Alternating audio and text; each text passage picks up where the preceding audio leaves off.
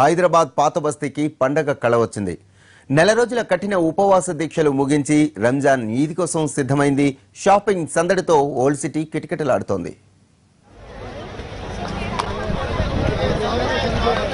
రంజాన్ ఈద్ ముస్లింల ముఖ్యమైన పండుగ. నెల రోజుల పాటు నిబద్ధతతో రోజా పాటించి అల్లాకు ప్రార్థనలు చేస్తారు. ముస్లింల పవిత్ర గ్రంథం ఖురాన్ ఆవిర్భవించింది ఈ నెలలోనే. అందుకే ఈ నెల రోజుల ప్రార్థనను ముస్లిం సోదరులు ఎంతో కీలకంగా భావిస్తారు. చేసిన పాపాలన్నీ పోతాయని నమ్ముతారు.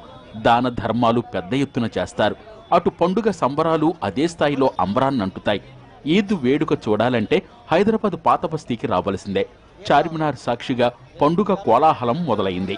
ఈదుల్ ఫిత్తర్ను ఘనంగా జరుపుకోవడానికి ముస్లింలు సమాయత్తమయ్యారు.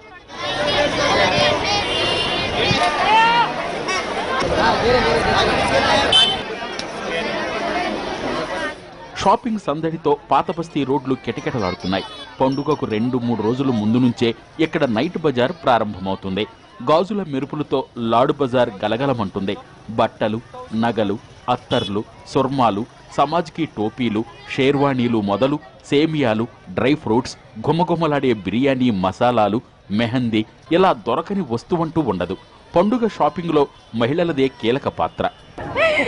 ఈ హడావుడి, పండుగ హడావుడి చాలా బాగుంది. ఉట్టిగా చూసినప్పుడు ఇంత హడావుడి ఉండదు కదా చార్మినార్ దగ్గర. ఇప్పుడు చాలా బాగుంది ఇది పండుగ. పిల్లలకి డ్రెస్సులు అన్ని వెరైటీలు A to Z అన్ని దొరుకుతున్నాయి ఇక్కడ. అది అన్ని కవర్ చేసాం. చాలా తక్కువగా ఉన్నాయి. షాపింగ్ చాలా బాగుంది ఇక్కడ. పబ్లిక్ కూడా చాలా రష్గా ఉన్నారు. ఈవెన్ చార్మినార్ కూడా బాగానే మెయింటైన్ చేస్తున్నారు. ఎంట్రన్స్ అవన్నీ బాగుంది. అసలు ఏడాదంతా జరిపే అమ్మకాల కంటే ఈ నెల రోజులు జరిగే షాపింగే ఎక్కువ.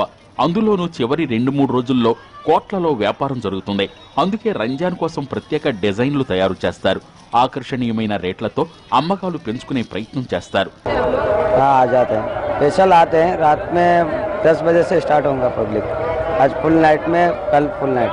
रमज़ान में रोज़े रहने के बाद में जो ईद करते हैं वो मजदूरी है. अल्लाह ताला की तरफ से मजदूरी मिलती है.